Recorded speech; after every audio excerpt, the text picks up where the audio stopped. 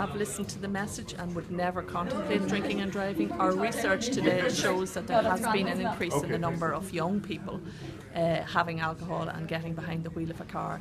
In fact, in the last, we've done this survey 3 years in a row, and it's gone from 4% to 7%, and alarmingly this year 16% of under 24s have admitted to taking alcohol and getting behind the wheel of a car.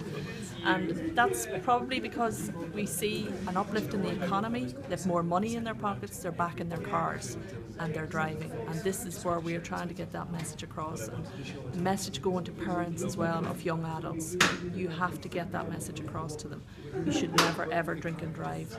Younger drivers are riskier by nature, they take far more chances, they are inexperienced, and put alcohol on that as well, and then it's just a recipe for disaster. They're going to go out, they're going to kill themselves, and they're going to kill other innocent road users out there. So really the message today is for never ever to drink and drive.